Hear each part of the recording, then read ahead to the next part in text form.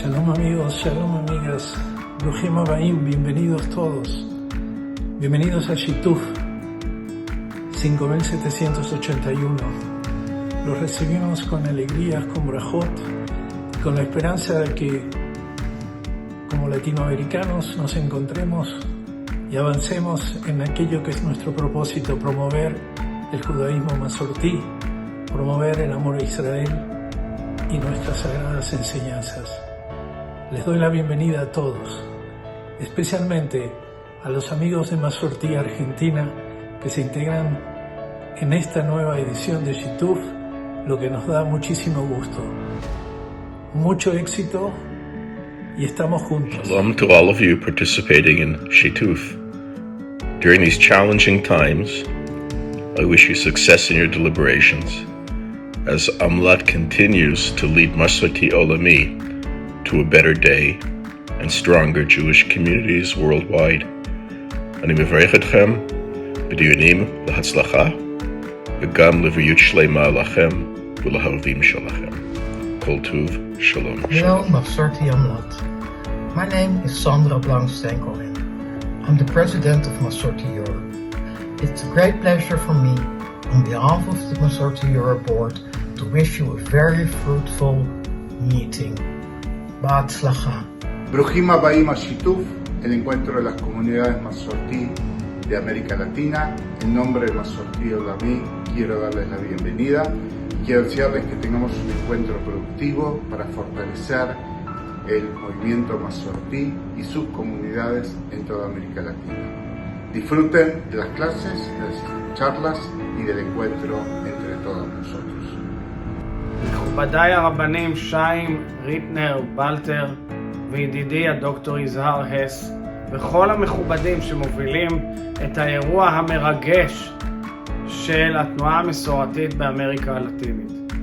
התנועה המסורתית באמריקה הלטינית היא אחד מעמודי התווך של שימור המורשת היהודית, הציונית ואהבת ישראל בקהילות היהודיות באמריקה הלטינית. זכיתי בעצמי לבקר ברביניקו, מוסד יהודי רבני מרגש, מוסד של לימוד והגות ומחקר, מוסד שהוציא הרבה מנהיגים לקהילות שונות בכל רחבי תבל. יתרה מכך, אני חושב שיש לנו מאבק גדול, והוא לשמור כמה שיותר מבנות ובני עמנו בתוכנו. זהו אתגר עצום שעומד בפני התנועה המסורתית וכל הארגונים שעוסקים בחיזוק והעצמת החינוך היהודי ומורשת ישראל. אני רוצה לומר לכם שהרעיון של אהבת ישראל הוא רעיון מאוד מאוד עמוק, שחייב להקרין מקצה הארץ עד קצה כשמדינת ישראל במרכזו. אבל בעת הזאת יש גם אתגור נוסף, והוא שנאת ישראל, האנטישמיות הפושה בכל מיני מקומות בעולם, בוודאי לצערי באמריקה הלטינית. ראינו אירועים אלימים, ראינו איומים, ראינו הפגנות, ראינו הרבה שנאה. ורק אם נהיה מאוחדים וביחד ונפעל ביחד, כשהמוסדות הלאומיים, ההסתדרות הציונית העולמית, הסוכנות היהודית, קרן היסוד, קרן קיימת לישראל ועוד ועוד, עוסקים יום ולילה בחיבור העם בכל רחבי תבל, להכניס את כולם מתחת לאוהל ולהקרין אהבת ישראל, אהבה, אחווה, שלום ורעות, עוצמה ועמידה על רוח היהדות באשר היא. תודה רבה לכם ובהצלחה.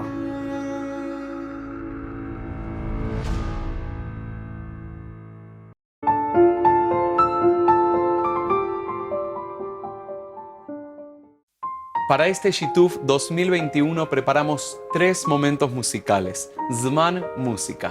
Y el primero está dedicado a Israel, porque Israel está presente en nuestras tfilot, en nuestros rezos, en nuestras actividades, pero muy especialmente dentro de nuestros corazones. Con esta selección de Hazanim vamos a compartir con ustedes hermosas melodías de ayer y de hoy. Esperamos que los disfruten. Somos Masortí.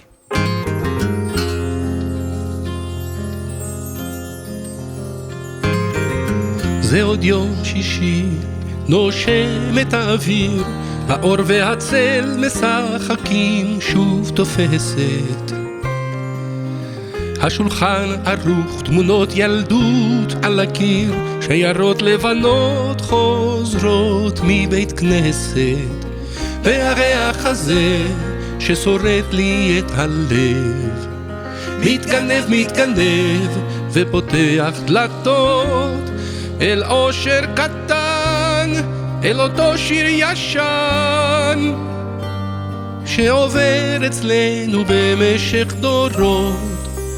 מתנות קטנות, מי שהוא שלח לי מתנות קטנות, רסיסים של כוונה, עיגולים של אמונה. מתנות קטנות, מי שהוא שלח לי מתנות קטנות, כמו הכוח לקבל את מה שאין, את מה שיש, מה עוד אפשר כבר לבקש.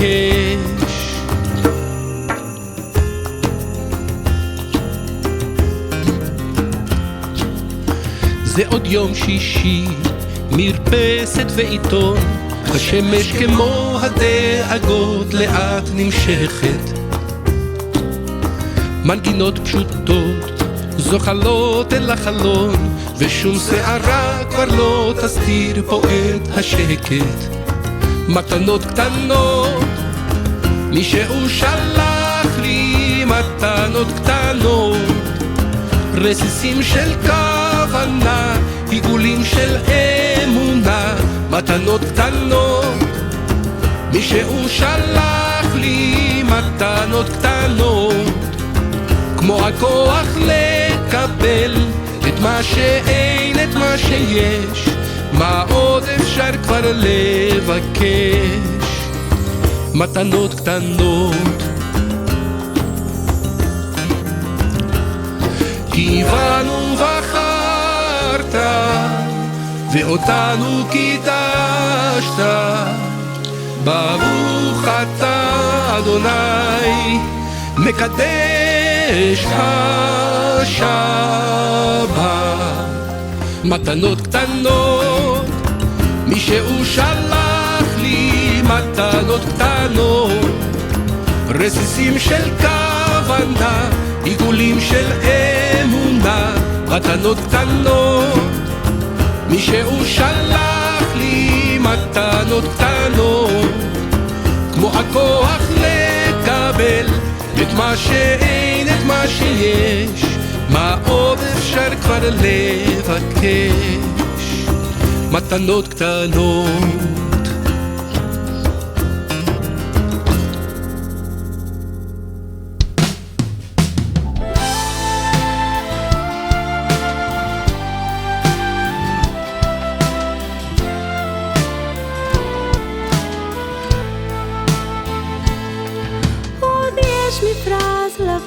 באופק מול ענן שחור כבד, כל שנבקש לו יהי. ואם בחלונות הערב אור נרות החג רואה, כל שנבקש לו יהי. לו יהי, לו יהי, ענן לו יהי, כל שנבקש לו יהי. לו יהי, לו יהי, ענן לו יהי, כל שנבקש לו יהי. בקולנות אני שומעת קול שופר וקול תופים, כל שנבקש לו יהי. לו תשמע בתוך כל אלה גם תפילה אחת מפי, כל שנבקש לו יהי. לו יהי, לו יהי, ענן לו יהי, כל שנבקש לו יהי.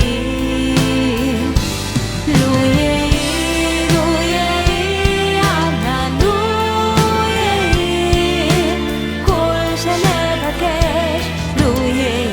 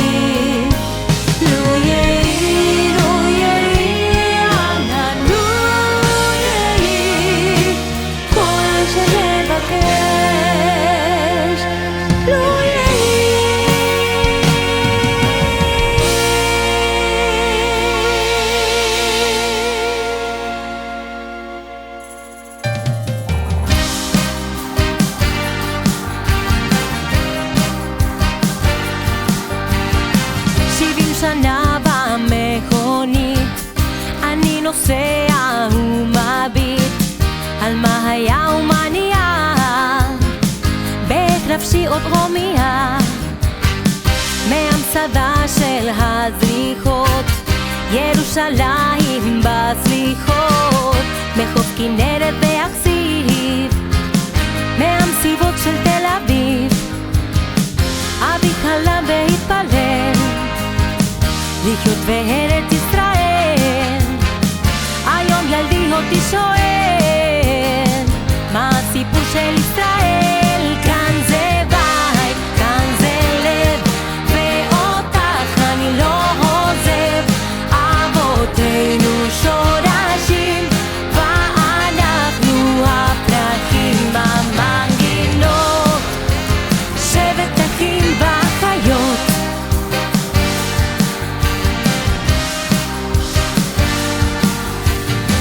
מבראשית הכל תפור, טלאים טלאים של הסיפור, כמו שתי מילים להתקבל בחוט זהב של משורר. אני מכאן אני שייך, בכל קבר שלי כמו אח, אתה בוהמת בלבבי, אני מזרח מערבי. כאן זה בית, כאן זה לב, ואותך אני לא עוזב. אבותינו שורשים ואנחנו הפרחים, המנגינות שבט אחים ואחיות.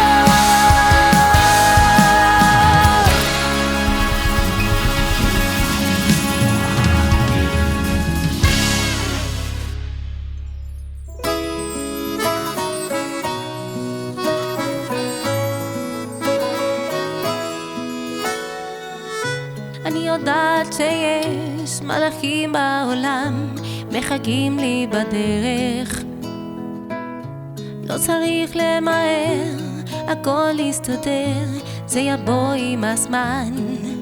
יש דברים חשובים באמת, זה בסוף בפרטים הקטנים, לפעמים לא צריך לדבר, גם בשקט מצאנו מילים, שרק תחייך כל החיים, זה כל מה שאני מבקשת. בית קטן, הנה לילדים, תמיד אני מאושרת, תדע שאני לתמיד עלינו שומרת.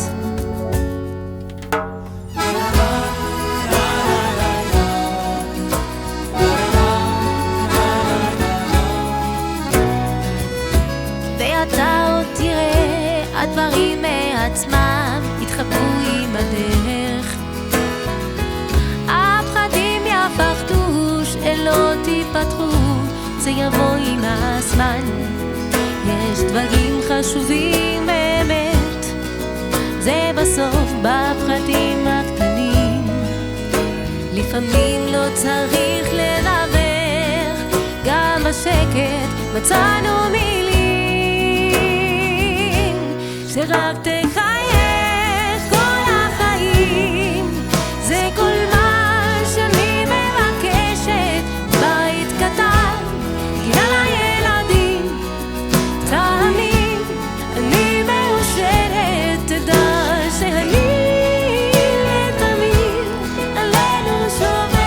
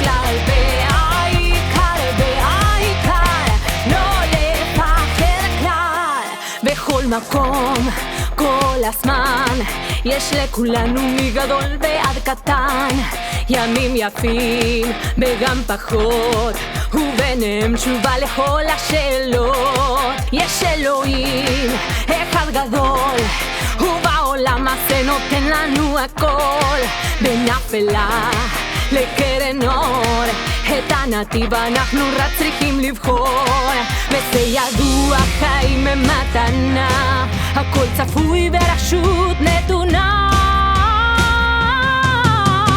מי שמאמין לא מפחד, את האמונה לאבד, ולנו יש את מלך העולם, והוא שומר אותנו מכולם. מי שמאמין לא מפחד, את האמונה לאבד, ולנו יש את מלך העולם, והוא שומר אותנו מכולם.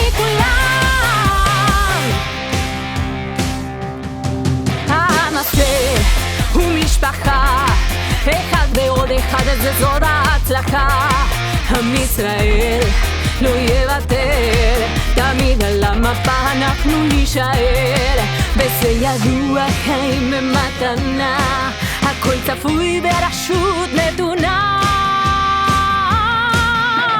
מי שמאמין לא מפחד, את האמונה לאבד, ולנו יש את מלך העולם, והוא שומר אותנו מכולם. מי שמאמין לא מפחד, את האמונה לאבד, ולנו יש את מלך העולם, והוא שומר אותנו מכולם. מצווה גדולה להיות בשמחה, להיות בשמחה תמיד.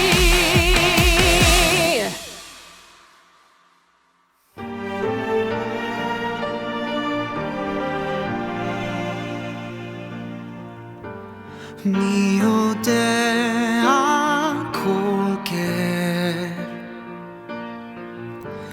מי רופא לי שבור הלב, יוצר אור וחושך, עושה שלום ומלחמה. מי יושב על כיסא דין, מתכסה ורחמים, מוחל וסולח, מביט ויודע, ומי ירפא ליבי, אל מי אני מתגעגע, כמו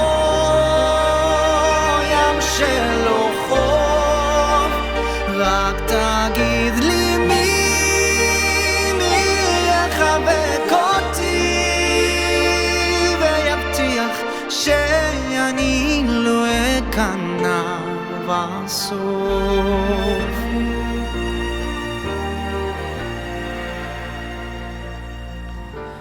מי היה עובד היה, מי ממית ומחיה, פותח ידיים, מצמיח כנפיים, ומי ירפא ליבי, אל מי אני מתגעגע, כמו ים שלא חוף, רק תגיד לי מי יחבק אותי ויבטיח שאני לא אכנע בסוף, שאני לא אכנע בסוף.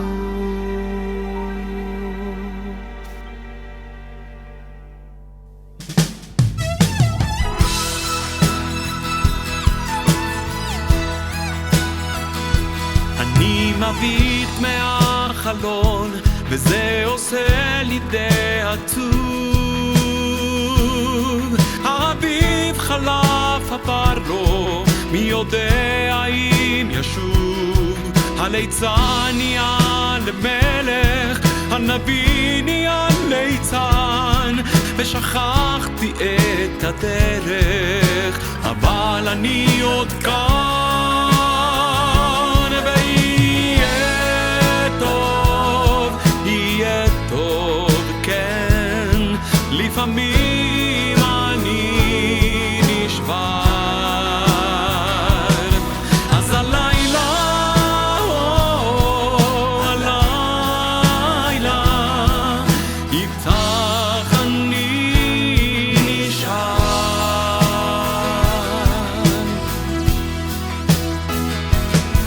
ילדים לובשים כנפיים ועפים אל הצבא, ואחרי שנתיים הם חוזרים ללא תשובה.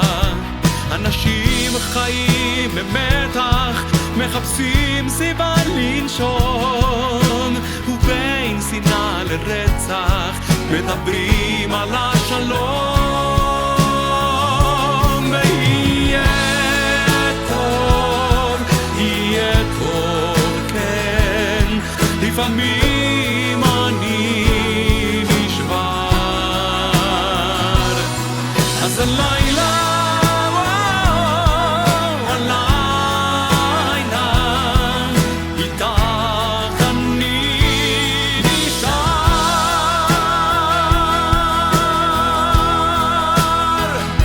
אני מביט מהחלון, אולי מגיע יום חדש.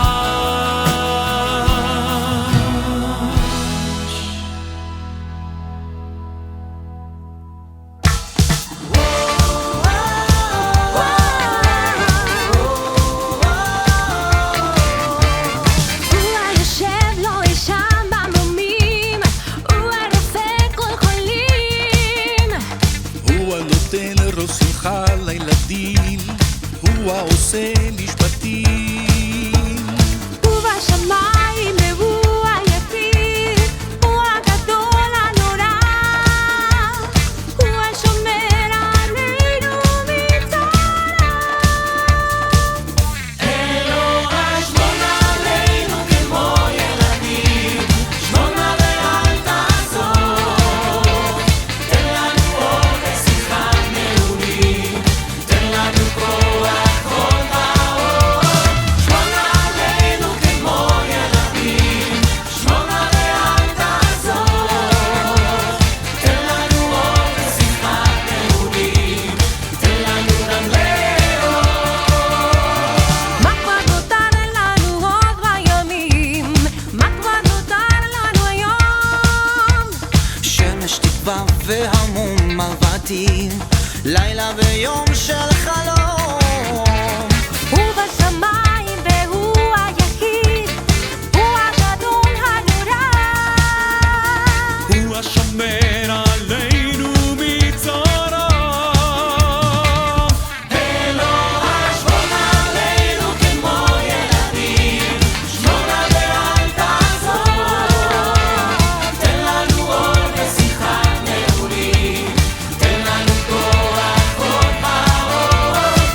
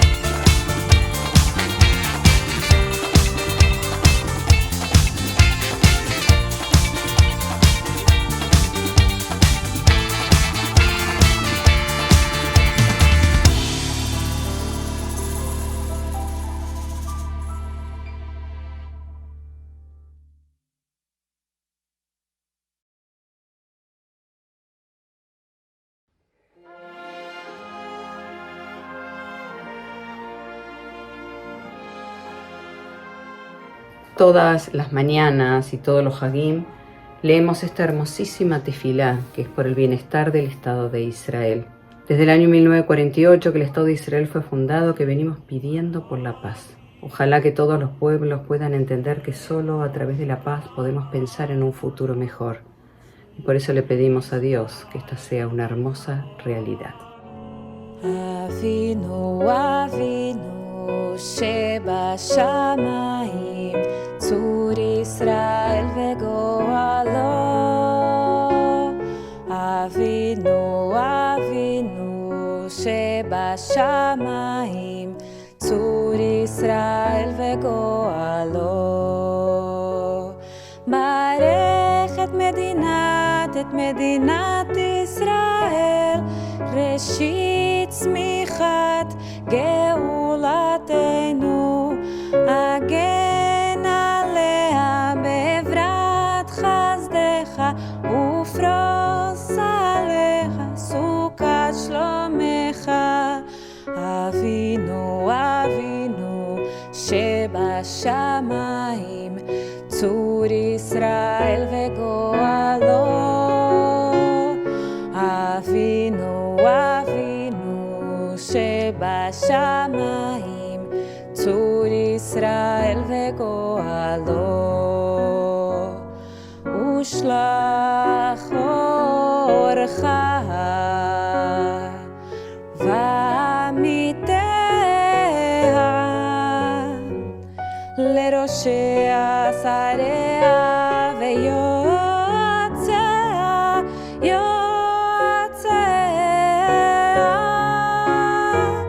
ותקנם ביצה טובה מלפניך, ותקנם ביצה טובה טובה מלפניך. אבינו, אבינו, שבשמיים, צור ישראל וגואלו. אבינו, אבינו, שבשמיים, צור ישראל וגואלו.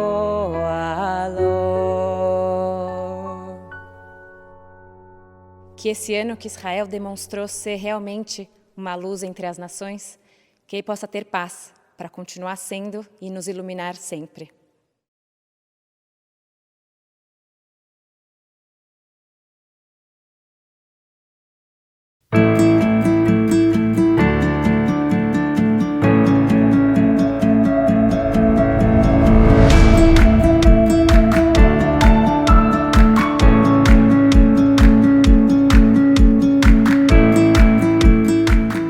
Shalom amigas, shalom amigos, bienvenidos todos a esta conferencia abierta de Shituf para que ustedes, como nosotros, podamos juntos informarnos, aprender, aclarar, conocer mejor un tema que es de relevante importancia para cada judío.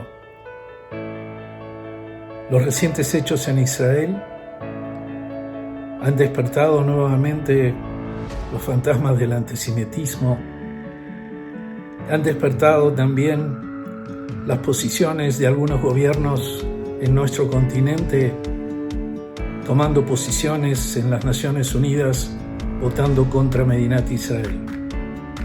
Para nosotros desde Masortí, el Estado de Israel, el pueblo de Israel y la tierra de Israel son uno. Y nosotros somos una parte integral de ella. El sionismo es el brazo del pueblo judío para transformar su sueño en una realidad. Por eso es importante que estamos esta noche escuchando las palabras de alguien que tiene un mensaje para transmitir, de decirnos: aquí estamos, sabemos, conocemos nuestra historia y sin embargo, a pesar de tantas dificultades, seguimos juntos creyendo que Atikvá, que la esperanza, sigue siendo la mejor alternativa y la única de poder encontrar un concepto de Tikkun Olam que nos permita construir una sociedad mejor para todos. Para mí es un honor presentarles esta noche a Ezra Shabot, un periodista reconocido en México y fuera de México, un analista político, económico, internacional, alguien que tiene diversas publicaciones, que ha participado y participa en programas de radio y de televisión, que escribe diariamente editoriales en los principales periódicos de nuestro país, que también ha sido profesor de la Universidad Autónoma de México, la UNAM, reconocida internacionalmente. Y especialmente trae un mensaje de responder y aclarar, de plantearnos dudas para que juntos podamos resolverlas, podamos sentir que la respuesta es: acá estamos, Am Israel Jai, tenemos un compromiso y ese compromiso es con Israel. Y Masorti Amlat, como parte de Masorti Olami, asume ese compromiso como una de las bases de su movimiento. Los dejo con Ezra Shabot y espero que sea una buena lección para todos este encuentro. Los que quieran realizar alguna pregunta, algún comentario, pueden por favor escribirlos en la página correspondiente, es decir, en la parte de mensajes. Espero que sea de su agrado. Shalom.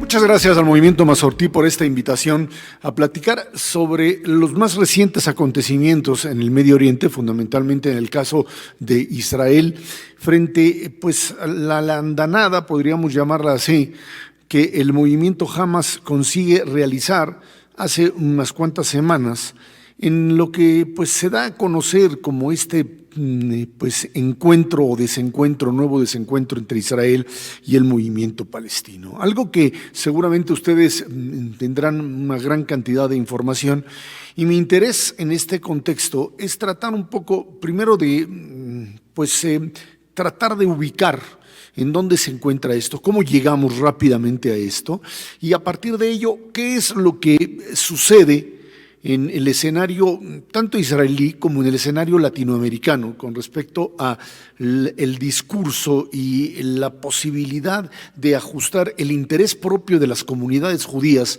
en América Latina frente a este tipo de fenómenos que ocurren ahora cada vez de forma más constante.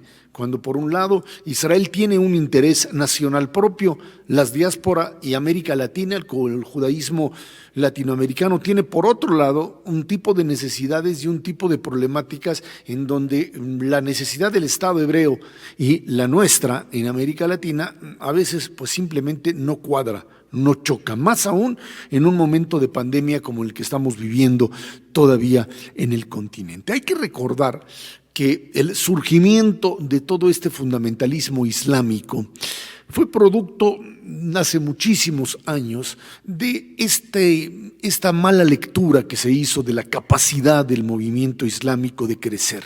Durante mucho tiempo, frente a lo que era la OLP, Al-Fatah y todos estos grupos, Israel jugó con el fundamentalismo islámico como un elemento, era una minoría, y en función de eso se trató de generar un enfrentamiento, una especie de golpeteo, apoyar incluso en zonas en Judea, Samaria o Cisjordania y Gaza, en donde estos grupos fundamentalistas fueron incluso apoyados a veces por el propio gobierno israelí en un intento de demostrarle a Arafat en su momento y a sus seguidores que pues había una oposición, había una presión y que le convenía negociar con Israel. Esto, por supuesto, pues no funcionó como algo que uno hubiese querido. Son estas apuestas fallidas que hacen los distintos gobiernos. Hasta el momento, vámonos al momento en donde se toma una decisión política de altos vuelos, que fue básicamente a principios de este siglo y que termina o se ubica en la llamada desconexión, la llamada Itnatkut, o sea, cuando Ariel Sharon decide de un momento a otro, esto es un punto importante, romper con esa visión en donde pues todavía se mantiene en una gran parte de la ciudadanía israelí y también del mundo judío, de que es posible mantenerse en Israel y en Cisjordania y en Gaza en la situación actual.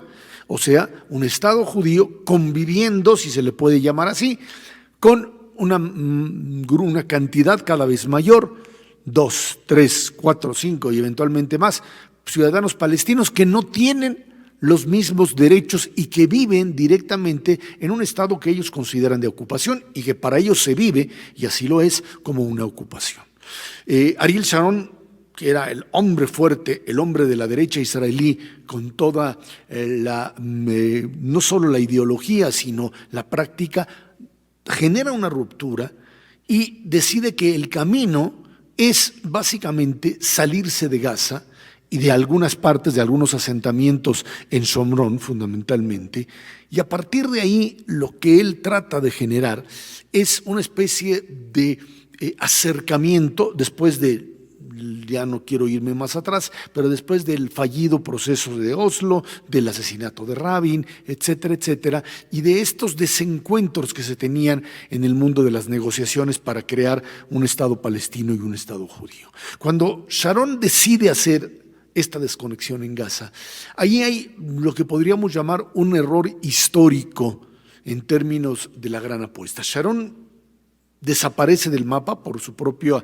derrame cerebral, queda prácticamente fuera de la jugada, y en ese momento lo que parecía ser una especie de apostar a una creación de un Estado palestino se rompe, y no solamente se rompe, sino termina por hacer de esos grupos con los que anteriormente se jugaba con ellos, grupos preponderantes. Hamas, por supuesto, no entraremos en otras áreas como sería el caso de Hezbollah en Líbano, pero en este caso Hamas consigue tomar el control, y ese es el punto central, consigue tomar el control de Gaza y se rompe lo que podríamos llamar esta posibilidad de seguir avanzando en un proceso de paz. Además, se inicia durante todos estos últimos 12 años un gobierno o gobiernos israelíes encabezados por Netanyahu que no están apostando por la creación de un Estado palestino, sino están apostando, y esto hay que decirlo claramente, por mantener un statu quo, por avanzar en las colonizaciones y de esa manera crear, y eso es lo que intentan, crear una realidad de facto que eventualmente haga imposible crear el Estado palestino y que el gobierno de Israel lo consiga a través de esa presión, pues básicamente mantener una especie de una anexión eventualmente de la zona, si es que eso se podría realizar, o seguir manejando esta situación donde esta población palestina tuviese que someterse o que vivir en esta condición de forma indefinida. Esa era la gran apuesta. Y así fuimos corriendo el tiempo con estallidos que fueron convirtiéndose cada vez más en problemas serios. Ya no solamente en las intifadas, en los levantamientos que se dieron, sino básicamente en el terreno de Hamas, en el terreno de el potencial militar de esta agrupación que en Gaza tuvo el apoyo básicamente de 3 países que fueron fundamentales para convertirlo en una potencia militar, si se le quiere establecer un nivel, porque tener la posibilidad de meterse adentro de la población, de conseguir el tipo de cohetes que consigue, y de finalmente obtener la cobertura diplomática, la cobertura política de Turquía, primero, de Qatar, por supuesto, ya saben ustedes, Qatar, dueño de la emisora Al Jazeera, que termina por ser también la propagandista de el grupo de Hamas, entre otras cosas, y finalmente, por supuesto, de Irán, un Irán que es chiita. Hamas son, como saben ustedes, sunitas, pero en este contexto se convierte en una especie de aliado efectivo para desde ahí presionar a Israel. No solamente presionar a Israel, sino minar la capacidad de la Autoridad Nacional Palestina, del grupo que encabeza Mahmoud Abbas, sucesor de Arafat, que mientras no consigue por la vía política absolutamente nada, se va desgastando. Los otros ataques o operaciones hechas por el Hamas fueron operaciones en donde de lo que se trataba era básicamente responder, decían, a ataques israelíes o lanzar cohetes desde Gaza hacia la zona cercana, que ya era para Israel un problema serio las primeras ocasiones, Ashkelon, Ashdod y todo lo que es la franja que colinda con Gaza, los kibutzim de las zonas, Niram, Niroz, etcétera. Incluso Beersheba se termina convirtiendo ya en una zona de peligro. Y eso tiene que ver específicamente con la capacidad de este grupo de ir creciendo. Cuando en 2008-2009 estalla también este conflicto tan fuerte que parecería ser que Israel tiene la capacidad incluso de entrar a Gaza y romper gran parte de la espina dorsal del movimiento. Uno suponía que esto le iba a dar a Israel una enorme tregua, le iba a dar la capacidad de mantenerse en el poder dentro de Gaza de alguna u otra forma, lo que resultó prácticamente imposible de realizar. Paulatinamente, el gobierno de Hamas reconstruyó, se fortaleció a través del apoyo de estos tres países, tuvo la capacidad de obtener misiles de mayor capacidad, tuvo la capacidad de legitimarse cada vez más con mejores servicios de salud, de crear incluso una fuerza naval que se toleró, y que llegamos a este momento, para tratar de ser más concretos, con un Hamas muy posicionado, con mucha popularidad, con una autoridad palestina muy desgastada, con un gobierno israelí que no es gobierno, un gobierno israelí que lleva 3 años tratando de formarse a sí mismo y que sigue en elección tras elección, tras elección, tras elección, y en donde este vacío, que uno diría, bueno, pero pues sigue funcionando, no tiene problema, esta inercia administrativa te genera vacíos en toma de decisión, te genera vacíos en manejo de información, te genera una incapacidad enorme de actuar y de tomar decisiones en función de lo que la inteligencia militar israelí o la inteligencia del Mossad como tal o de otros organismos te puede brindar, porque no tienes elementos de coordinación ni tienes la posibilidad durante largos meses de tomar decisiones. No tienes una estructura de gobierno que tome decisiones, sino estás, como decimos aquí en México, pateando el bote, o sea, aventando la pelota hacia adelante sin tomar una decisión concreta de qué se tiene que hacer. Esto termina fortaleciendo enormemente al grupo Hamas, que consigue crear dentro de su propio territorio su famoso metro, que es prácticamente una ciudad bajo la tierra, que consigue atraer una gran cantidad de cohetes que llegan incluso de un poder como para llegar a Tel Aviv, como para llegar a Jerusalén, etcétera, etcétera. Y además se encuentra el liderazgo político, una oportunidad de oro después de tragedias que ocurren en Israel. En el caso de los barrios en Jerusalén, en donde esto que sucede en Jerusalén de confrontación con la población árabe de Jerusalén es algo que ya existía anteriormente, pero que una y otra vez en Sheikh Jarrah se establece esta conexión específica entre Jerusalén y Hamas. El fundamentalismo ve el conflicto en Sheikh Jarrah y el conflicto en la mezquita de Al-Aqsa como su oportunidad para lanzar una operación que conecte a Hamas, no con la zona, no con su defensa propia, no con los habitantes de Gaza, sino con el mundo árabe en general, en la defensa de Jerusalén, en la defensa de Al-Aqsa, en la defensa de Sheikh Jarrah, y que en función de eso consigue establecer una especie de vanguardia, que incluso uno diría que en los 11 días de operación no hubo ningún tipo de resistencia interna en la franja de Gaza contra Hamas, cosa que sí ocurrió en otras operaciones. ¿Por qué sí ocurrió esto?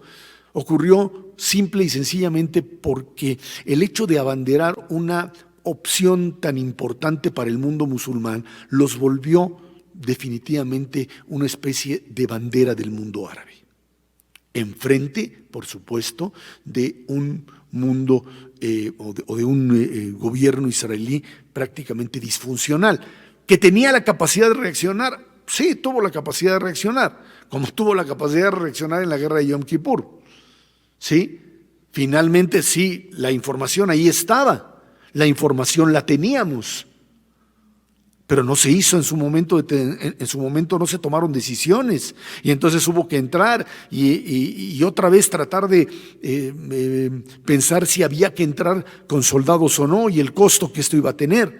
Esto, ustedes imagínense lo que implicaba una reunión de gabinete entre el propio Benjamin Netanyahu y Benny Gantz, dos figuras cuyo choque en este momento es brutal en términos políticos y que tienen que elaborar una especie de estrategia conjunta en un momento de crisis. Pues obviamente el resultado está ahí.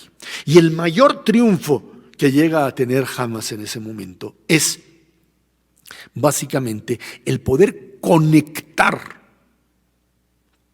el levantamiento, los ataques o el lanzamiento de cohetes y la protesta palestina en Jerusalén con el levantamiento de árabes israelíes y de la ultraderecha israelí entrando en juego en distintas ciudades para generar un conato, que fue afortunadamente lo que sucedió, de guerra civil dentro de Israel entre nacionalistas judíos y grupos extremos también árabes israelíes.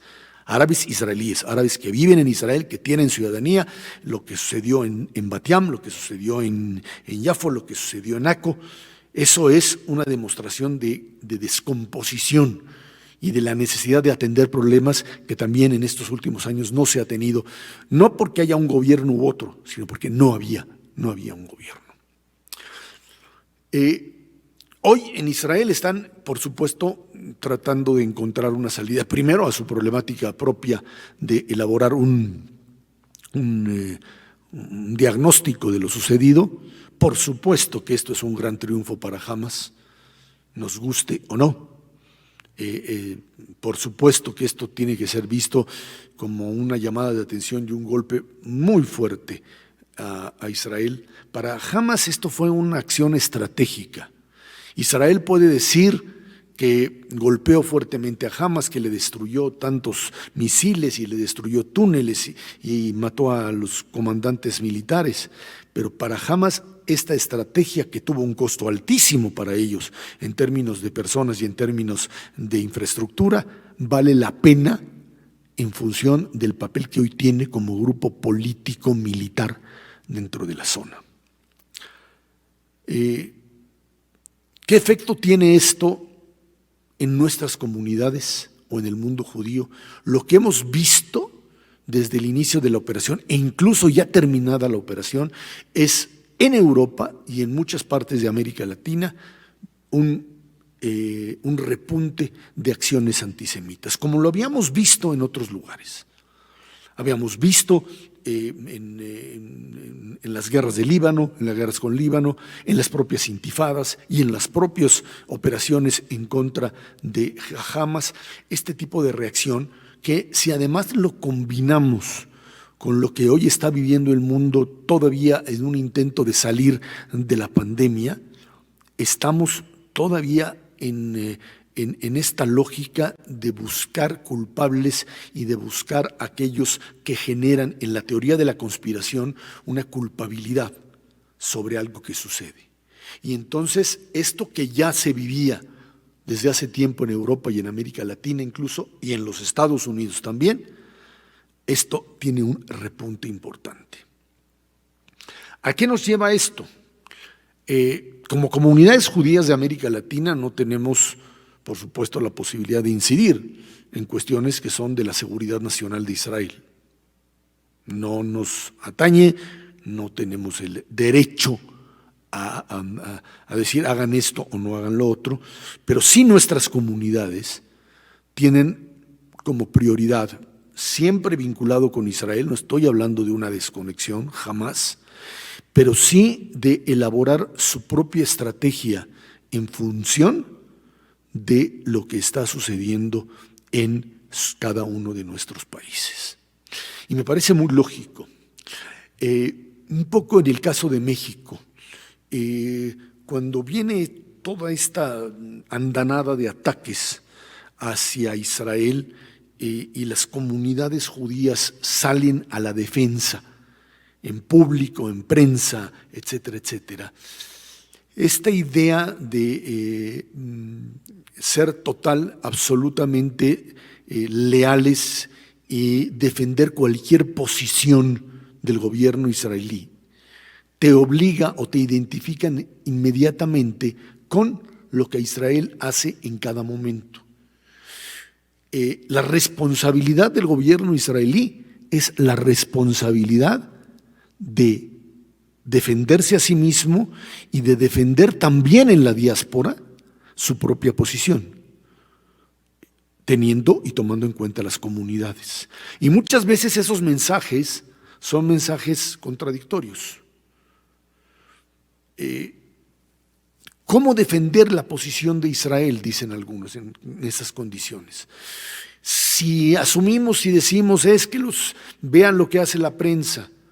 La prensa, el modelo de prensa en Occidente es un modelo en donde el débil es defendido y en donde además en Medio Oriente, donde Israel es el único país en donde se tiene una libertad de prensa y las escenas salen, Israel tiene dentro de su territorio a corresponsales de Al Jazeera.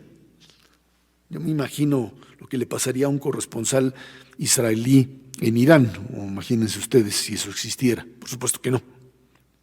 O en Qatar. A lo mejor en otro lado sí. Un poco la apuesta israelí fue durante mucho tiempo, durante los últimos meses, tratar de conectarse con el resto del mundo árabe, que resultaba muy bien, pensando que eso no le iba a afectar en lo que sucedía en su propio territorio. Resultó que sí fue así. Pero regreso al tema de la comunidad de Israel. Es una relación compleja. Es una relación en donde, si bien Israel no tiene por qué, ni avisar, ni decir a nuestras comunidades, pues, qué va a hacer, porque pues, obviamente es un Estado soberano y propio, las comunidades sí tienen que encontrar su propia dimensión, su propio mensaje y su propia manera de defender el interés comunitario. Hay un evento, y lo quiero decir aquí con toda la libertad que Mazortí y Betel me dan, que a mí me parece muy lamentable por parte del gobierno israelí. Hace unas semanas decidieron que algunos países, específicamente México, y creo que ya no llegaron a Argentina, pues ya no podían recibir a gente proveniente de nuestros países por el tema de la pandemia, cuando incluso ya había pues autorización por parte de la agencia judía y por parte del mismo gobierno de que estos muchachos iban a ir. Y dijeron, no, pues es nueva autorización y aquí se termina. Y esto generó un conflicto, por supuesto. Y autoridades y médicas de la comunidad y de México, etcétera, tratando de llegar a un acuerdo y dijeron, no tenemos con quién hablar. Eso me parece como seguramente ustedes en el movimiento conservador, el movimiento Masortí, han tenido también este desencuentro con mucha parte, con una buena parte de lo que es el establishment israelí en relación precisamente a los temas de orden religioso, a los temas del cótel, a los temas relacionados con el propio establishment, en donde que esa voz se tiene que hacer sentir. No es correcto lo que se hizo. Esto es algo arbitrario y esto genera diferencias en donde las comunidades judías tienen la obligación de tener una voz mucho más fuerte. La tienen que hacer sonar con la pluralidad religiosa con la que ustedes han peleado durante mucho tiempo y lo tienen que hacer con otros ejemplos. Este es un juego de dos. Este es un tango donde se baila con dos, no con uno. Y estas tensiones o este juego de uno solo y de a veces suponer que hay una superioridad, no suponerlo, asumirlo, como que aquí hay una superioridad y que la diáspora tiene que depender absoluta y directamente de tal o cual acción de gobierno, me parece que lo único que hace es reducir, limitar, golpear la dependencia o la relación más bien de respeto mutuo y de capacidad de diálogo entre Israel y la diáspora. Yo creo que en ese sentido hay que entender este tipo de acciones.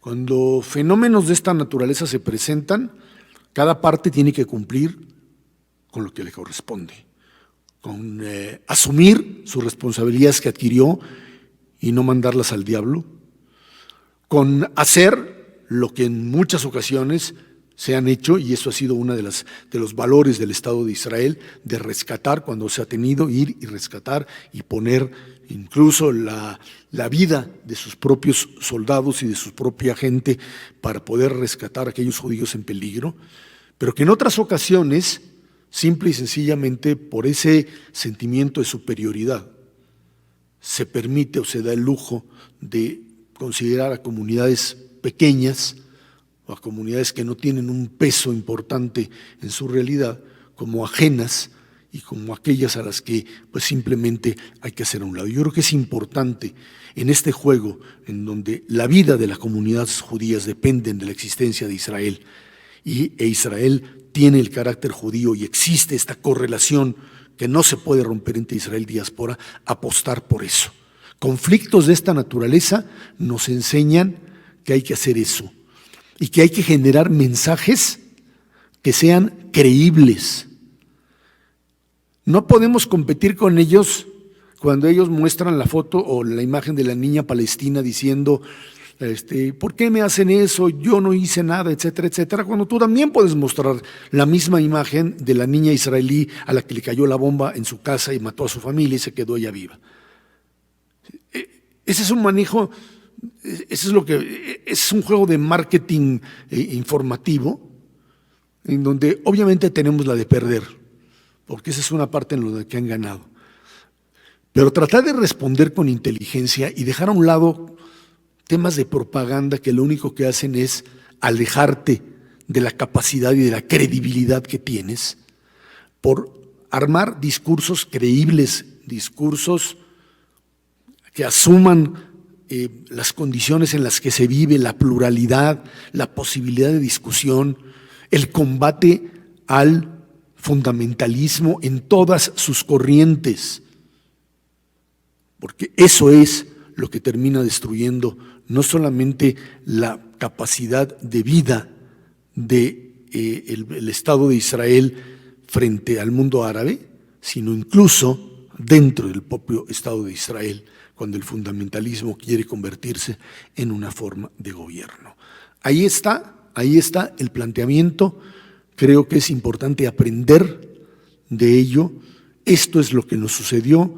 Se volvió a dar esto va a volver a suceder en otra ocasión, esto no acaba aquí, no sabemos por dónde correrá el juego político, pero lo que sí me queda claro, y eso sí es importante, es que esta relación entre Israel y la diáspora es una relación que hay que seguir replanteando, que hay que seguirla fortaleciendo y que hay que entender que la ecuación es una ecuación en donde las partes funcionan Quizá no como iguales en términos de fuerza, pero sí como indispensables para seguir manteniendo la ecuación, que si una no existe, la otra tampoco. Muchísimas gracias.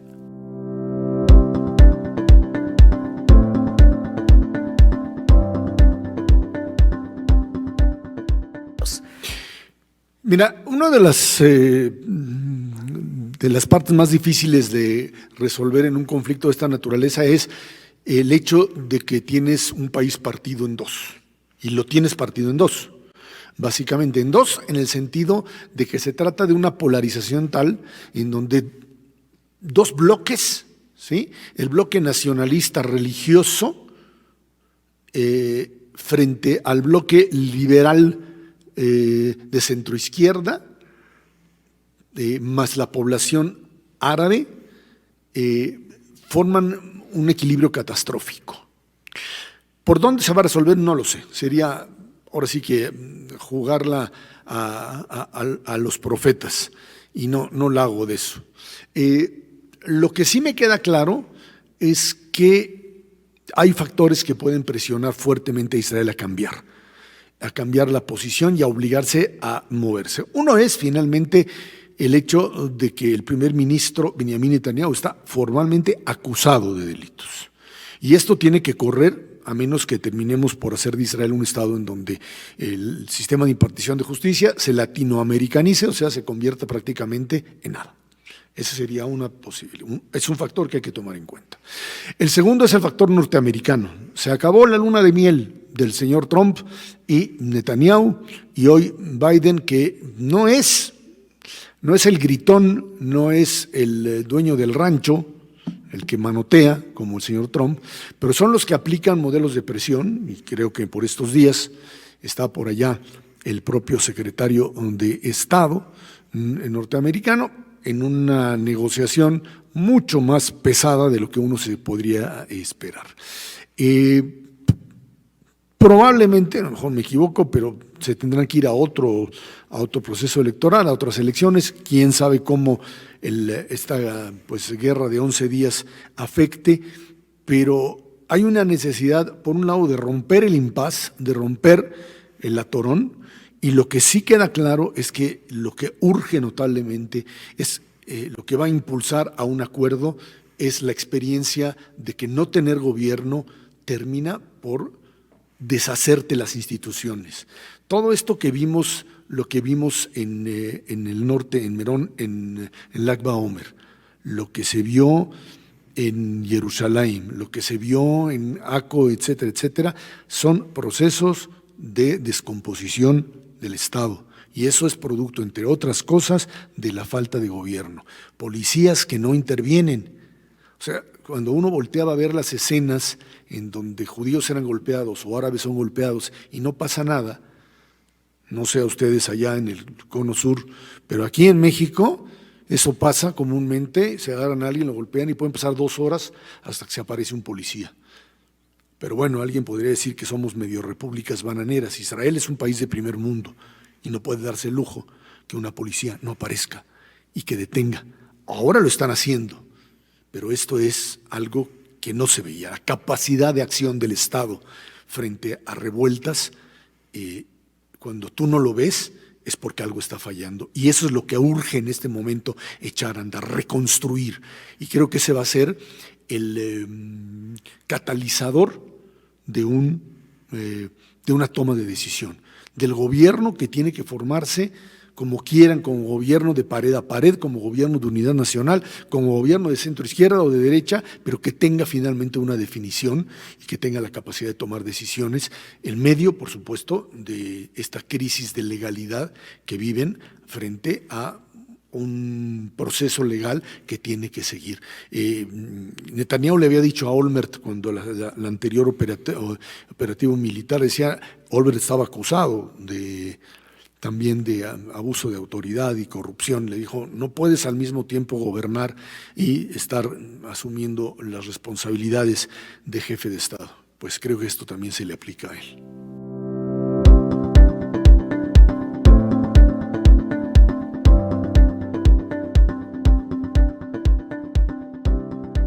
Mira, en este momento todas este tipo de vínculos y de relaciones quedarán congeladas por un buen tiempo. Hamas consiguió un gran triunfo, es un triunfo diplomático de altos niveles, y en este momento en el mundo árabe Israel otra vez tiene que bajar en términos de lo que era digamos así, su popularidad. Haber entrado y conseguido vincularse con los Emiratos Árabes Unidos, con Marruecos, establecer en Bahrein ahí contactos, generar la posibilidad de Arabia Saudita. Esto hacía ver como que podía haber paz con el mundo árabe sin la necesidad de una resolución del conflicto con los palestinos, o por lo menos dejarlo en el statu quo. Creo que en ese sentido, pues no, simple y sencillamente no se puede.